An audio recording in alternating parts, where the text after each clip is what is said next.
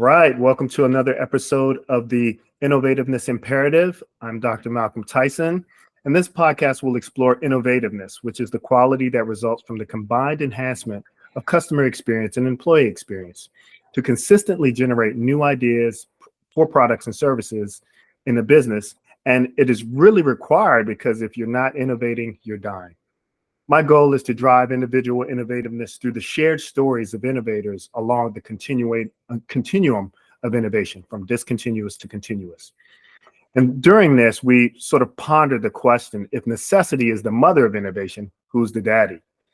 Well, an innovation strategy is the father of innovation. But as a guest of the show, you and I will explore the innovativeness, which is like the characteristic that gets passed down from parent to child, like eye color or dimples. This podcast sets out to provide a platform for leaders to share and learn how they're using innovative strategies and tools to grow businesses, as well as ignite cultures for innovation with the hopes of sparking innovativeness, inspiring people on their innovativeness journey, and sharpening their leadership skills. I'm honored today to have Everett Shupe. For over 25 years, Everett has been committed to the development of individuals through various roles and activities. He's currently the Vice President of Leadership and Workforce Development at Goodwill of Central and Coastal Virginia, where he's responsible for creating learning, career development, and leadership experience for associates from the front line all the way to the executive team. He worked for 18 years at Goodwill Industries International, and Everett engages professionals to sustain their learning in the workplace and beyond their coaching consulting. And what I'm really excited about is he graduated from the University of Maryland College Park, right, with a Bachelor's of Arts in Sociology, and earned his Master's MBA from Hood College. And in January 2020, Everett earned his doctorate in education from the George Washington University Human and Organizational Learning Executive Leadership Program. Everett, welcome. Thank you, Malcolm. Did I write all that? You know what? I say the same thing anytime I have to do something and people read the entire thing. I'm like, man, that's a lot of stuff. That's a lot to say. But it just captures just kind of, and it's just, to me, when I look at these type of things, it's just a snapshot. You've done so much in your career and you've done so much to help leaders. And that's why we're here today. So tell me what you do, like in general, so our audience understands kind of in general how you help the people you work with. Yeah, so the past 18 years, I was at Goodwill Industries International, and I managed a couple of leadership development programs. They were cohort programs. So people came in and spent either 6 months or a year developing themselves. They would come in one way and they would leave out a totally different way, which, from a learning professional, that's what we want to see. We want to see behaviors changing.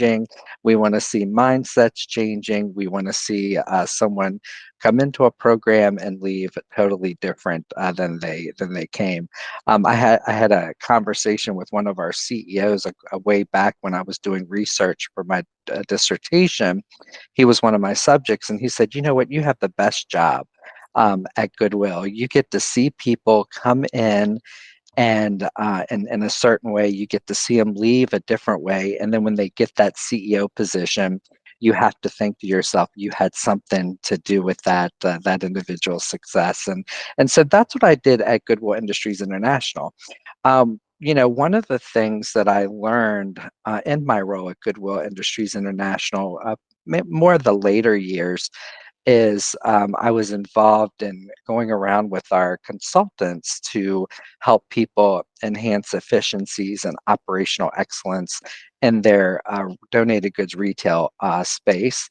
And one of the things that I realized was we spent a lot of time working on the senior level executives, people who wanted to become CEOs, people who wanted to become vice presidents and directors.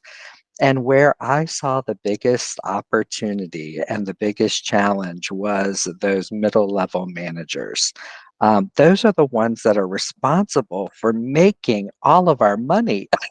And yet we did not focus a lot of leadership development activities on that particular group of people. Middle Yeah. level managers, first Yeah. time managers, emerging leaders. And so when the CEO at the local Goodwill in Richmond, Virginia, Goodwill of Central and Coastal Virginia, told me what he, planned to do and how he wanted to bring learning and development into his organization, I raised my hand. I said, "Can I be a part of that? I want to be a part of that because this is an area that really interests me at this point in my career." And I thought it was going to be my first consulting gig. It turned out, he wanted to hire me. And so I became their VP of Leadership and Workforce Development. And now what I'm doing is taking some of that stuff that I did at Goodwill Industries International and offering it at the local level at this Goodwill. We've created what we call our Goodwill Academy of Virginia, and we are doing leadership development from frontline all the way up to our CEO. And so this has given me an opportunity to really focus on those frontline individuals, identify emerging leaders, help our middle managers and our middle level leaders become more effective and more efficient in their roles. And then, that will help build our pipeline for subsequent roles within our organization up to director, vice president, and eventually CEO, because that's what it's all about. It's about developing this pipeline of leaders, whether they stay with us or whether they go to another organization, have impact there. It's really developing them to succeed. That's awesome, Everett. And a couple of things that you said really resonate with me, and it's the idea, and this is from an innovator, right? The idea that you saw an opportunity and you raised your hand, right? And all the innovators that I've talked to, all the creators that I've talked to, that's typically how it works, right? You saw an opportunity and you said, "Hey, I'll do it." And it wasn't that this was picked specifically for you, right? It's a situation where you come in contact with a challenge or a problem, say, "You know what, I'll try to fix it," right? Mhm. So that really resonates with me because I found myself in that situation many times before. The other thing is, I think it's a because the area that you're talking about, these middle managers, I've seen them referred to as the frozen middle, right? Mm, Because they have mandates coming down from the higher ups, executive level, uh, C-suite coming down to them, and then they still have to manage productivity and the personalities and the qualities within their staff, right? So they're stuck, right? yes. So I really think it's an innovative approach to um, take this comprehensive leadership development, because you're right, most companies focus on the executives that they have. They may do a little bit with some of the middle managers who have shown extraordinary potential, right? But they don't just say, "Hey, we're gonna train up everybody," right? And so I really think that's amazing. And I want you to now talk to me about, because that approach is really cultivating that culture of innovation, right? Mhm. So talk to me about um, what you've seen in terms of the results of the on the culture from this activity that you're doing. Yeah, so when we think about leadership, we can't think about leadership without thinking about learning. A lot of people like the sexiness of a leadership development program. Leadership gets all of the attention.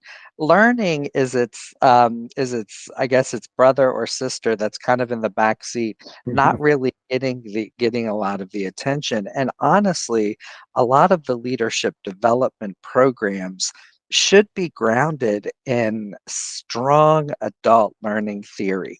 And that's what my dissertation, my doctoral program that was the area that was interesting to me, was the whole adult learning piece and how it feeds the leadership piece. And so we've been focusing a lot on learning and development, trying to help a lot of the middle managers in our organization understand that development and learning is part of their job. And so what's the difference between learning and development, you might ask? So learning is an activity. Learning is, anything that we do to gather knowledge and, in hopes that it'll change our behavior. So reading a book is a learning activity.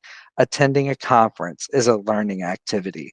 Having a conversation with my supervisor can be a learning activity.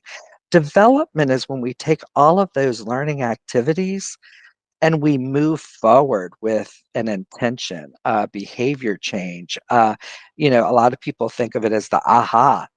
I had this conversation with my supervisor. I read this book. I attended this program.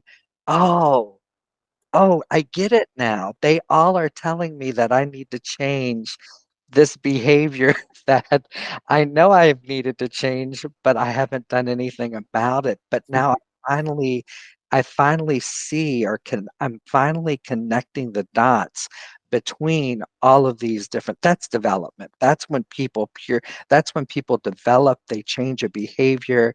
I call it transformative learning. It's really the learning that makes a difference. I can learn a lot of different things. I can, Yeah. read a book and become more informed on a topic. But when we talk about those actual behavior changes, that's where we find the difference. I'll give you an example of the difference it's making in our culture.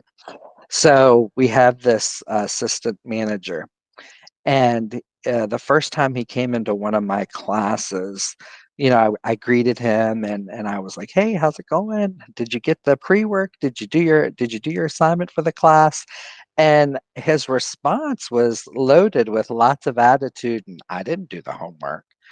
Mm. And I was like, "Oh my gosh, well, this is a person that we have as an assistant manager of our store. And if he's approaching me that way, how is he approaching, the people he leads or other Mhm. people in the organization?" So I kind of put that in the back of my head and, facilitated the workshop. And, in the back of my mind, I'm like, how do I give this feedback and these observations to this guy?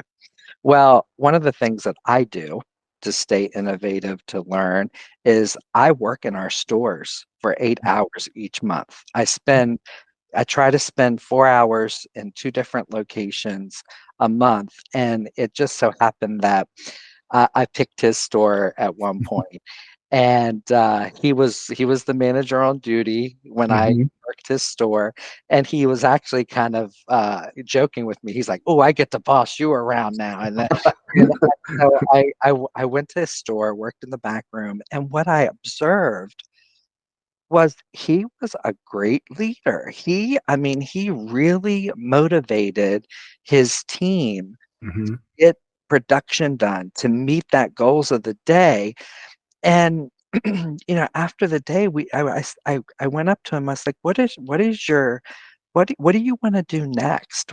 If you had to, pick something, what do you want to do? And he told me, well, I like this position. I could see myself as a store manager at some point. He said, but I think I could be on your team. I like what you do, Everett. You seem to have fun with what you're doing, and I Mhm. feel like I could work in that type of environment. And I told him, I was like, you know what? If you wanted to work in my type of environment, can I share some observations with you? And this was my Mhm. end. This was my Yeah, end. I right. s Remember the first day you came into one of my classrooms? Well, the way you approached me was not the way I would expect one of my career advisors or learning specialists to approach any of our associates. So let's talk about that communication. He's like, Everett, I'm working on it.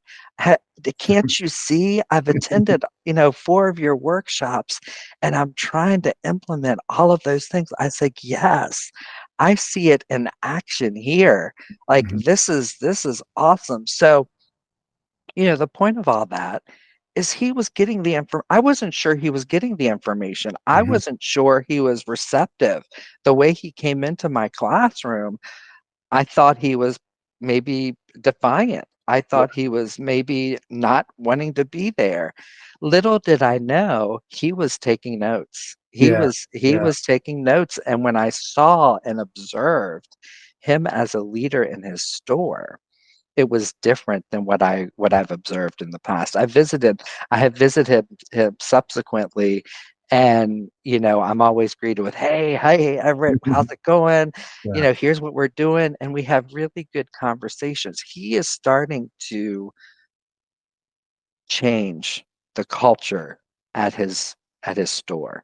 And if we can change the cultures at all of our locations, that's going to have a big impact on the culture change in our organization. We just had a workshop on a fairly sensitive topic. We at Goodwill, yeah, our mission is to help people who may have disabilities or Mhm. barriers to work. We want to make sure we're giving everybody equitable access to a job. And quite honestly, in the United States today, that's not the case for a lot of companies. The Sure. companies will see somebody with a disability or somebody with a past criminal record and say, we're not going to hire you. So Mhm. this workshop was all about how to work with people who may have disabilities or barriers, which can be an uncomfortable conversation for some people. And this was a 6-day all encompassing. It was 2 hours at different times, total of probably 12 hours of learning. And the comments that we got were, "Oh my gosh, Everett, your learning team provided such a safe space Mhm. for us to explore these concepts." And the inference that I got was they hadn't had that safe space in the Yeah. past. Yeah. And so having that safe space, really being able to delve into a topic that's at the core of our mission, Mhm. I could tell that, the conversations in our organization are starting to change. Yeah. That's awesome. That's awesome. And I think, you know, organizations that have those safe spaces, it starts slow, but it creates a momentum, right? People start to understand, because I think in the situation that you described about the manager, people process things at different rates, Mhm. right? And Yes. that's the same thing with culture. Culture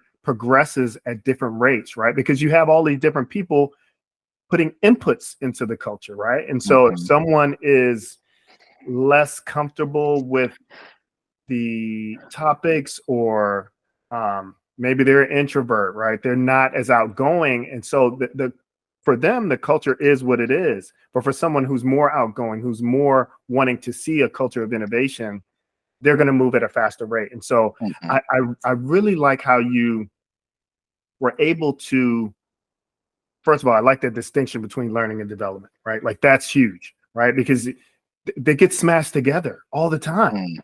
Mhm. right? But the fact that you have a distinction between that, you clearly understand that there's just the sort of intellectual exercise of Mm. reading, hearing, whatever the case may be, but that development, that's the intentional progress. That's where you see results. And that's where the culture changes.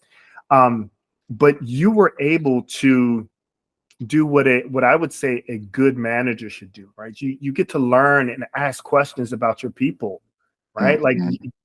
to me, that's where you draw the best out of them. You understand. That's how you get to motivate people, by understanding them. And if you never took that step and saying, hey, um, let me ask you about this, right?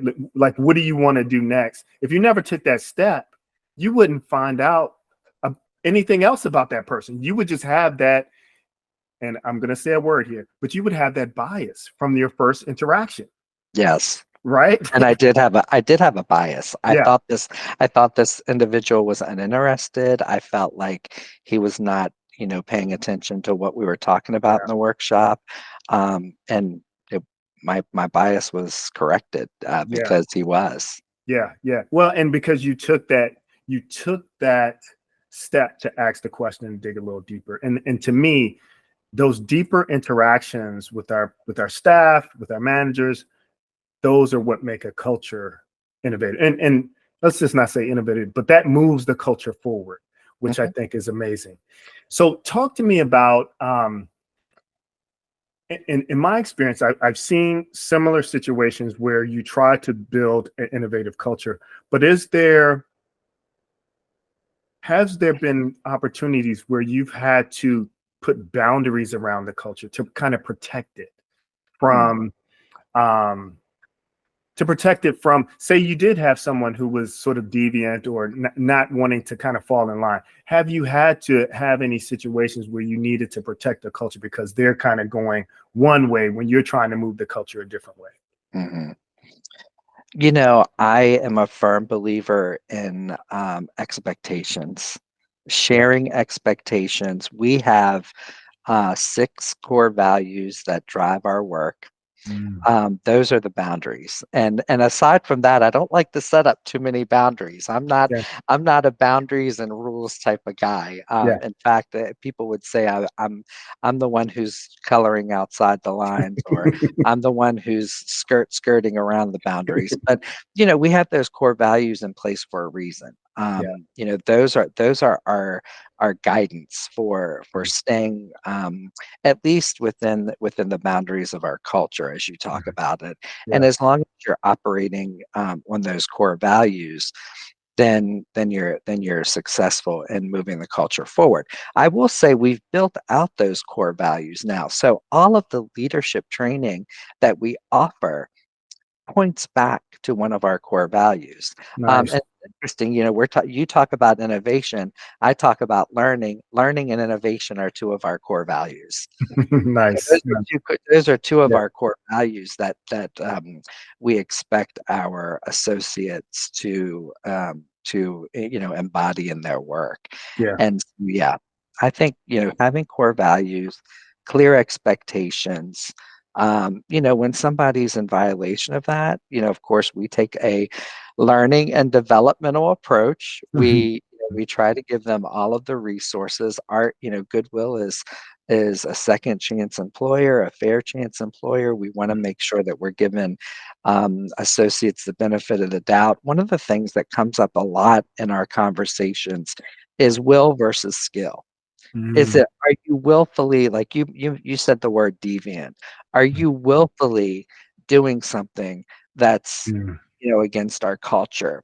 Or Yeah. is it skill, or did somebody never train you Yeah. on, or give you the tools to be able to have a productive conversation with somebody? If it's a skill, that's easy. We have a class for that, or we Yeah. have you have a manager to coach you on that. Right. There's all kinds of things we can do from an organizational perspective to wrap our hands around you and support you in getting that skill that you need to be successful. The harder one's the will. If you don't want to do that, or if you feel like that's not important, we still have a class for that. and You're right. I'm usually more intentional about understanding and watching your behavior and watching your progress forward to make sure that that will is not impairing our culture or our organization. Yeah. No, that's really good. I think between your core values and your expectations, those are kind of the boundaries, right? Those are the Mhm. boundaries by which you function. And I really like the idea of your learning and development activities pointing back to those things. So Mm, it's not just about seeing the values or hearing the values, but you want them to actually, as they're learning, to be learning more about those values and embody it and share it with their staff. So that's excellent. That's really and I guess my question wasn't about, let's point out the what are your punitive activities, right? I mm, really wanted to understand, okay, what are the boundaries? And you hit it. You like those are the things that most companies have. And then your work within the learning and development, it kind of fosters that, right? It facilitates going back to those values. Well, I will say there's in some organizations, there's a disconnect there. You Hmm. have these organizational values, and then you have the learning and development team going off and creating all these competencies that don't even, point back to the organization. They Right, have a right. really great PowerPoint and they have a really great framework, Yeah, and their framework doesn't even, point back to supporting the core values of the organization. yeah, Alignment is important there. yeah, yeah, The learning and development team can't go off and create their own competencies or framework for learning that doesn't support yeah. the core, the organizational core values, mission, and vision. Yeah, yeah. No, that's a great point. And I've seen that as well, where you have these core values, but nothing that they do on a day-to-day basis really fosters that, right? They're Mhm. learning, and I've seen it in government contractors in particular. They would have values within the company, but they're learning, and it does come into that sort of overlap into that will versus skill area, right? Because they have to learn certain skills, but there's no learning that really draws upon the values of the company, whether it be innovation, integrity, Mhm. trust, care, whatever the things are. There's no learning around it. There's It's like, okay, these are what they are, and you interpret it however way you want to, right? Yes. And Yes. that puts a lot on managers. Again, these folks in the frozen middle, they have a lot on their shoulders already. Mhm. Mhm.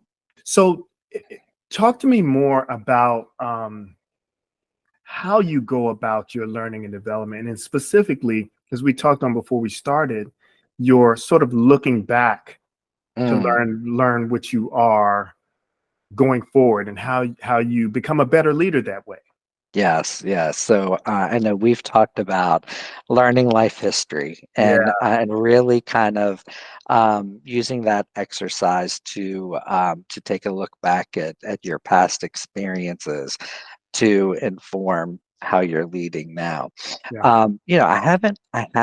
I've only been with this Goodwill for about a year, Mhm. and I've just started with the learning life history there. And the team that I'm starting with is my own team. I Mhm. last week or the week beforehand, I talked with all of my direct reports and I was like, "Hey, I want you to participate in this activity."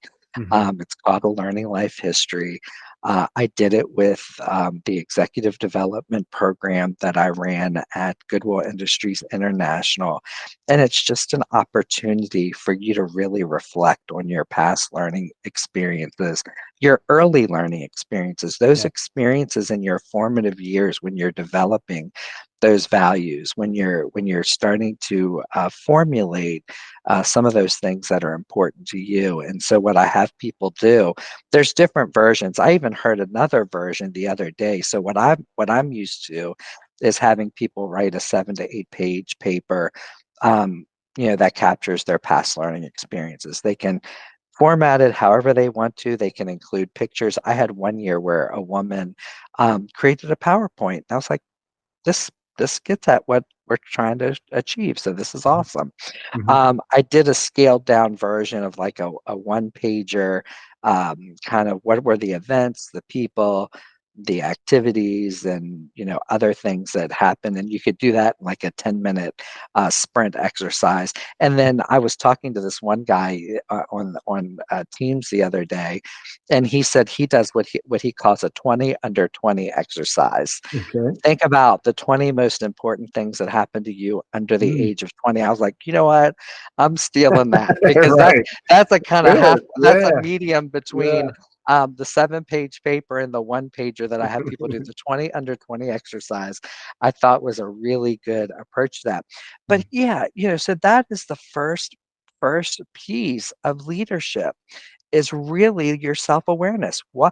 What drives me as a leader? What is my why? Why do I value this? Why am I stuck on this? When we talk about innovation and innovative leaders or effective leaders, we want leaders who are comfortable with who they are in the workplace and all that entails. That learning life history or that look back at past experiences every time I've had people do it. I also use it as a coach. When I coach people, one exercise that I might have them do is a learning life history so that I can figure out maybe what's keeping them from achieving what they want to achieve. And Yeah. so we do this exercise, and I don't think I've heard anyone not enjoy or get something out of the experience. But what I hear often is, Everett, I was kind of skeptical because I don't give them a lot of boundaries, Yeah. Malcolm. Yeah. I, Yeah. I say your learning life is, they always ask me for a copy of mine. I'm like, well, my learning life history is my learning. If I give you a copy of that, then you're going to model yours after mine, and Yeah. yours may contain different things. So they always say it was hard to get started, Mhm. but once I got started, I couldn't stop. Yeah. And I wanted to do the next 10 years after that and the next Right. 10 years after that. Yeah. And I'm like, well, what's stopping you from doing that? Go ahead and do the next 10 years and the next 10 years after that. That would be a great exercise. But they all come back and they are like, Everett, I learned so much about myself and what, triggers certain things or what's keeping me stuck in a certain situation. And now that I understand it, I know how to get past it now. I Yeah. know what activities I have to do in order to move myself forward to be a better leader. I will tell you, there's a lot written on learning life history, biographicity, narrative, a lot of that. And one of the earlier scholars in that area, he used it with teachers. He Mm. used it so that teachers would understand what they were bringing to the classroom as teachers. So when you had that, not so great teacher or Mhm. that mean teacher, there's probably something in his or her learning experience that created why she or he is the teacher that they are. Yeah. Likewise, when you had that great teacher, there's probably something in their learning life history that contributed to why they're such a great teacher. And you could probably point to past experiences or all of those experiences adding up Mhm. to, why they were. And so he did it so that they would understand what they were bringing to the classroom and Yeah. how they were impacting their learners. And we've just taken that approach for K through 12, and think about what I always think about what I'm bringing to the learning experience as a Yeah. coach, as a VP of leadership and learning. When we design experiences, I always have to think about, what are some of those past experiences that contributed to my Mhm. values, Yeah. that contribute to how I design and develop inclusive spaces, those safe spaces Mhm. that Mhm. we talked about earlier. Yeah. Yeah. That's so good, Everett. And I think as we talked about before, I think self-awareness is probably foundational to being a good leader, right? And so this really digs deep into that, right? It's not surface level, right? Because Mm-mm. you can have a surface level understanding of how you approach things, but when you go back into your history and looking at and specifically childhood, those developmental years, I think that's huge, right? Like that's huge, and it gives you so much insight into why you do things the way you do them, right? And how Mm-hmm. you approach them. And then the other thing I think that is so phenomenal. I made up a new word, There you go. right? So It'll be in the phenomenal, dictionary in 2 years. right? Um, but the idea of understanding your history so you can Mm. bring your entire authentic self Mm-hmm. to a activity, to a job, to a class, right? In your role, you're bringing this to the experience, like understanding that. I read something, it must have been on Instagram, and it was about the artist Eve, right? The rapper Eve. She Mm-hmm. said she didn't have children because she was working through some stuff. She didn't have children earlier in her life because she just had so much stuff going on, right? Yes. And that like that's self-awareness, right? That understands like she had daddy issues and Mm, boyfriend issues and all this stuff, and she didn't want to project that onto a child, mhm, right? And I think the idea of doing that with teachers, as you mhm. mentioned in your research, that's so important because those values, because of the values of the teacher, they're going to project them onto those children, like, unknowingly, and the child is Yes. getting shaped and framed in a certain way, and by the time they get 20, those are so ingrained Mhm. they don't even realize, and unless they go through an exercise like yours where they actually see and go back to that point in their lives and reflect on it and say, you know what, that's why I think about this way, that's why I Yes. don't like this type of person, or something like that, right? And so I think that's so good because it's a deep dive into Yes. self-awareness. Yeah, yeah. I mean, it is a deep dive, and I just want to kind of accentuate your point about the superficialness. Like when we approach learning and development from a superficial nature, that it's a check the box, or my supervisor wanted me to take this class, or, I'm in here, but I'm not going to give any of myself, whether it's authentic or not. Yeah. I'm not gonna share any of that. That really hurts the learning environment. One of the things that I tell people when they're part of a cohort experience, and sometimes they're like, "Hey, Everett, I can't make it to this class," and I'm like, "Well, you know what? That's a shame because you're the people in your cohort really are learning a lot from you, and I understand you can't make it, but guess what, you're depriving those members of your cohort your perspectives Yeah. and your learnings and yourself, and it's not to guilt trip them, it is, but it's not. Right, right. But it really is, when you learning is social, this development is social. This Yeah, is what makes the difference between reading the book and then talking about the book. absolutely. I can read the book, but when I talk with you about it and you have a different perspective, the deeper we can dig and the more we can hear each other's perspective and have a discourse and have conversation, and it's all good. There's Yeah, no threat behind it, there's right. no stuff in the back of it. If we look at today's, not to get political, but if we look at today's landscape, the gridlocks in Congress, the gridlocks in our government, is because people are not having those conversations. They're That's right. not, my whole dissertation was on vulnerability.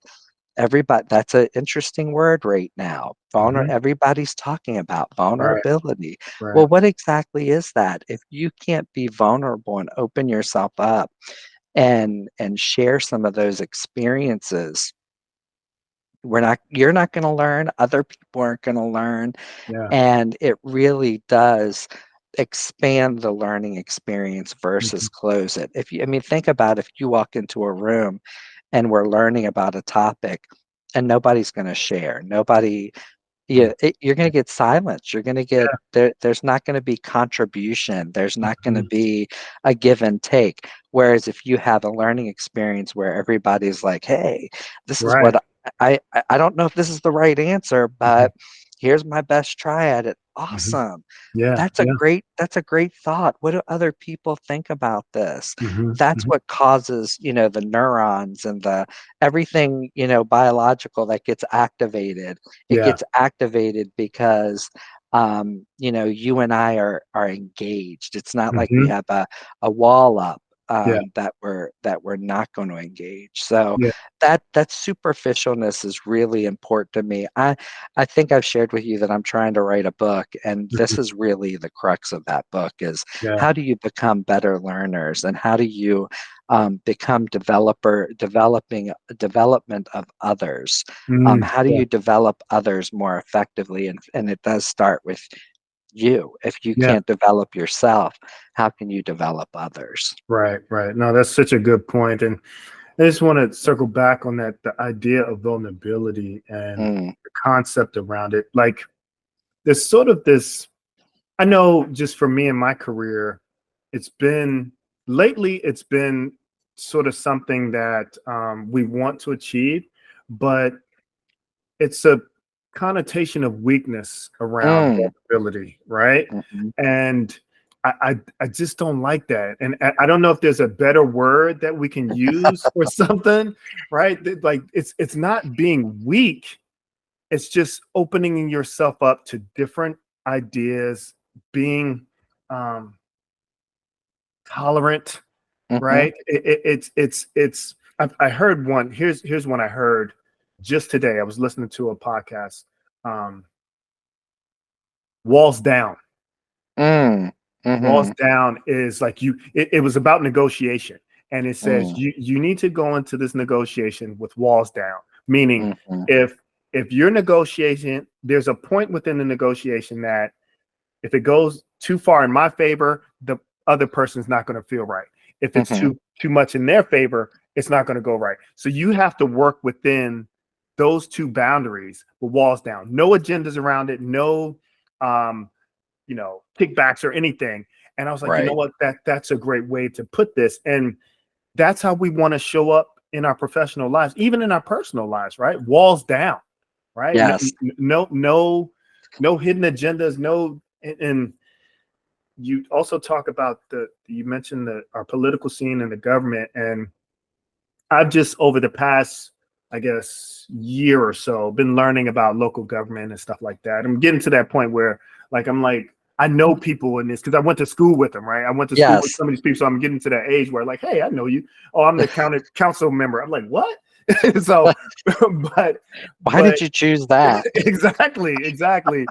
But so I'm talking to these people, and I know them, and I'm like, you can kind of tell they have agendas. You can kind of tell Mm, they have things. The walls are up. They're giving you a smile on their face, but you can kind of sense it. You can kind mm, of sense it. And so it's just interesting. And because I see it, I see that there is something behind that ask or something behind this mm, conversation. And it makes you feel weird. At least it makes me mhm. feel kind of weird, right? Because it's like, something about that didn't feel right, Yes. about that conversation. And as a professional, I don't want to have that, right? I don't want to have, if I'm talking to a staff member or if I'm talking to a Mhm. direct report, I don't want them feeling like,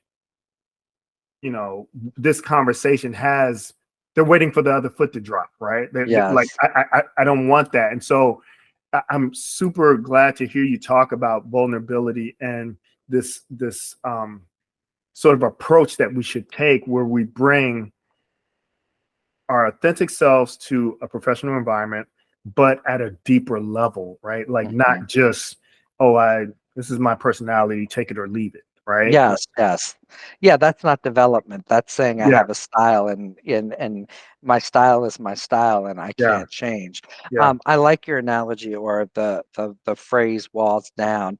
And think about it when we kind of circling back to that self-awareness or that learning, that past past experiences. I may not be able to bring my walls down because in the past when I brought my walls down, I was hurt Yeah. or I didn't belong or Mm, I had trauma because my walls were down. And yeah. so, what we try to do with the whole vulnerability piece and the way I got around vulnerability, the whole topic was to define it. Yeah. Brene Brown puts out a good definition. She says vulnerability is uncertainty, risk, and emotional exposure. And Mm, those are the 3 things that I unpacked in my dissertation. mhm, And, some of the things that I found was the way you talk about your past experiences and the way you talk about yourself and the narrative you put out there has an impact on how you deal with uncertainty. mm, If you're used to conquering those uncertainties and you have setbacks, but you don't let that affect you, you're probably more willing to be in an uncertain space.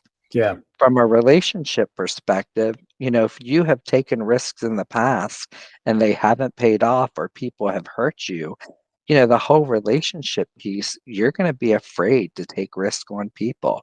When Yeah. we talk about innovation, I mean, I can't be everywhere at every day of the moment, every moment of the day. And so I'm trusting Hmm. and I'm putting a lot of, risk into, the people that I supervise that they're gonna follow through, my Hmm. peers, other people.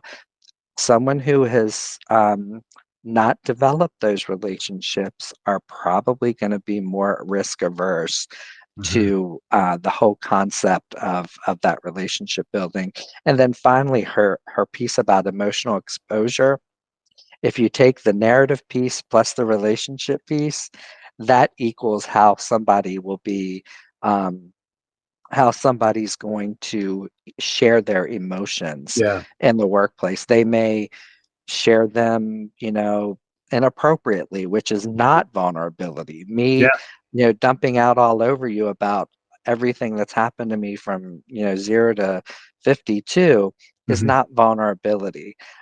Sharing my emotions in a way that helps you understand how I'm feeling and where I am right now in a non-threatening way, in a hey Malcolm here, I just have to tell you I'm feeling something right now. That's going to engage you. Yeah. That's going to be okay. Everett is sharing an emotion with me. I have to be there for him. I at least have to reciprocate with something else, and therefore that emotional exposure is moving the conversation forward versus had I not shared that emotion. Yeah. So you have leaders on all ends of the spectrum. Hmm. What worries me the most is the person who's not sharing any emotions, Yeah. because what that says to me is it's probably bottled up inside. Hmm. There's stress mounting, and at Hmm. some point It's kind of let loose. it's going to burst, it's going to let loose. Yeah. And so that emotional exposure piece, again, if you've been if in past experiences you've exposed those emotions and you've been met with bullying or somebody using that against you, Mhm. you're probably going to be less likely. On the flip side, if you've shared your emotions and you've Yeah. gotten that positive response or somebody's reached out to you, you're going to be better. You're going to be, Yeah. it's Yeah. like any other skill. Hmm. It's, sharing your emotions in a positive way is a level of self-awareness. Yeah. Yeah. And that's a skill that needs to be developed across the workforce. Yeah. That's so interesting, Everett.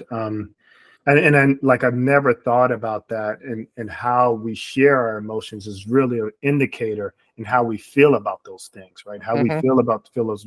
So that's good. And then we're gonna make a mental note and how I do that going forward, right? Like just really like how am I sharing? Because I want to engage, but it could be that I've been, as you said, I may have been holding on to something. And I'm talking about like my wife, right? Like might have been holding on to something, and I just like, you know what? I'm tired of hearing this, and I just dump on her, right? But I need to do it in a way that's more engaging, and but I have to be in the moment, right? Because like if I'm not in the moment, I'll just do what I normally do, right? Just react. But so yeah, so this is good. This is good. So what else you got going on? I'm looking, got an eye on the clock, and I didn't want to spend too much of your time. This has been super interesting to me. But what else do you got going on? Any parting words for our audience to help them be better leaders? Yeah, so in addition to my work at Goodwill of Central and Coastal Virginia, like I said, I'm working on a book about learning and development. Yeah. It's so funny. I always advise people to get an executive coach, and I've never had an executive coach. I have an executive coach now that's helping me write this book, Yeah. Nice. and so hopefully we'll see that come to fruition in 25 or 26. Mhm. I also do consulting work. I learning is my thing. That's what I love. I want people, everybody says, yeah, I'm a lifelong learner. Oh, of course, continuous learning. I do that. And I'm like, do you really do it? Do you do it well? Or Yeah. do you just do it superficially? And that's Yeah. really If I had to evangelize about anything, it would be just that learning and development. I'm glad you mentioned taking some of this and working with your wife, because there's the personal and the professional. And I had somebody who attended a workshop yesterday Mhm. that I did virtually, and in his comments, I always ask people what they learned and what they're committed to doing. He said, "I'm committing to taking this into my personal life as well," Yeah, and I'm yeah, like, "Good for yes, you. That's yes, awesome." So yeah, just keep learning yeah, and keep digging deeper into that learning. yeah. Really become a lifelong learner, not a superficial learner. Yeah, awesome, awesome.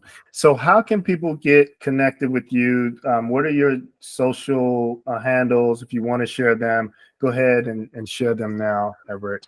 So you can find me on LinkedIn. That is the only social media I'm on. I had to take a step away because it was consuming too much. I went through Okay. rabbit holes on Facebook, and I mean, I said I could spend time writing a book versus spending Right. time on Facebook. So Okay. I'm not on any other social media. I will say I do have a website out, Okay. everettshupe.com. Okay. everettshupe.com. That's all you have to type in, and you can see all of the different things that I'm doing through that website. Awesome. So much information here. Thank you so much, Everett. This has been incredible. I really appreciate you taking the time and sharing your expertise. Thank you for the invitation. I tell you, Malcolm, every time we interact, it's like I don't want to stop the conversation. I just want to keep talking to you. Yeah. And I know we live, fairly close. We need to Yeah. have lunch or Yeah. coffee at Yeah. We some do. We time. do need to That's what we connect. need to do. Yes, absolutely. We do need to connect, and I'm going to make that happen. I'm going to have Elizabeth schedule some time with you so we can do that. But so appreciate you so much. And actually, we can talk about this. Maybe we try to do something larger, right? A Okay. webinar or something together. So we can talk about that. But again, thank you so much, Everett. Really appreciate you taking the time. All right. You have a great weekend. You too, Everett. See ya. Bye. Bye bye.